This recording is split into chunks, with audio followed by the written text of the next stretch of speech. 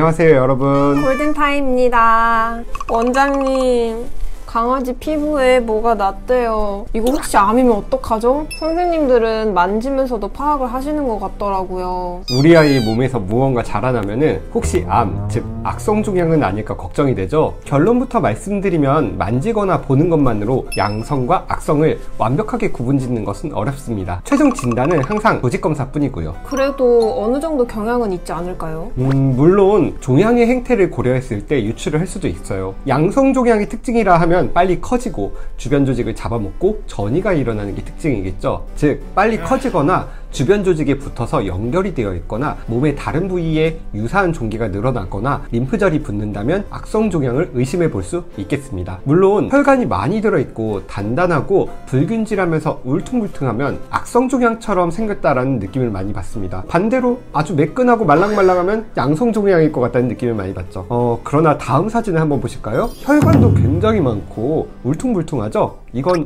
악성일까요? 아니면 양성일까요? 생긴 건 정말 암처럼 무섭게 생겼는데 설마 이거 양성종양인가요? 네, 기장에서 발생한 혈종이라는 양성종양의 일종이에요. 물론 이 환자는 혈종의 파열로 수술적인 제거가 꼭 필요했지만 어쨌든 암은 아니었어요. 생긴 형태나 단단한 정도, 혈관의 분포도만 등으로만 진단을 내리기에는 어렵다는 반증입니다. 물론 강아지와 고양이에서 정말 흔한 양성종양인 지방종이 말랑말랑하고 매끈하기 때문에 많은 분들이 말랑말랑한 건 괜찮다라고 하시지만 때로는 비만세포종과 같은 악성종양으로 판단이 되기도 합니다. 그러면 우리 이 종괴를 제거해야 할까요? 일단 첫 번째로 종기가 계속해서 문제를 일으킨다면 제거를 고려합니다. 계속해서 피가 나거나 염증이 반복되거나 아파하는 경우겠죠.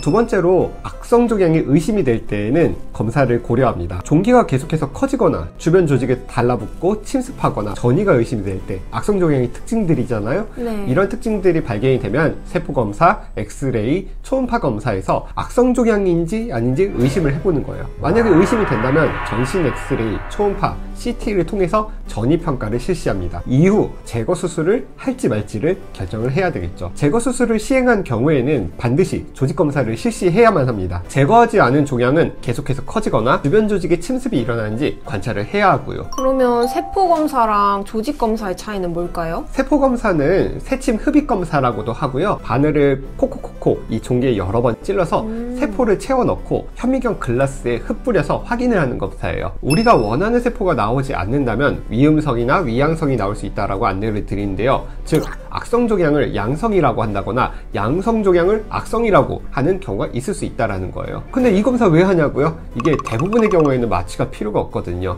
물론 부위에 따라서 수면마취 정도는 필요할 수 있지만 아주 심각한 이 마취가 필요하지는 않아요. 진단은 조직검사를 통해서만 하는 거예요. 조직검사는 이 종괴를 똑 떼어내어서 아주 얇게 슬라이스 하여서 조직을 살펴보는 검사인데요. 물론 면역염색과 같은 추가 진단이 필요할 수도 있지만 종양의 진단은 조직검사가 필수랍니다. 다만 조직검사 같은 경우에는 수술적인 접근이 필요하기 때문에 마취가 꼭 필요하고요. 그럼 양성종양이면 제거를 안 하고 그냥 둬도 될까요? 양성종양이라고 진단이 난 경우 무조건적으로 제거를 하지는 않습니다. 다만 종양이 염증과 출혈, 통증 등을 일으키거나 너무 커져서 강량이를 불편하게 만든다면 제거가 필요합니다.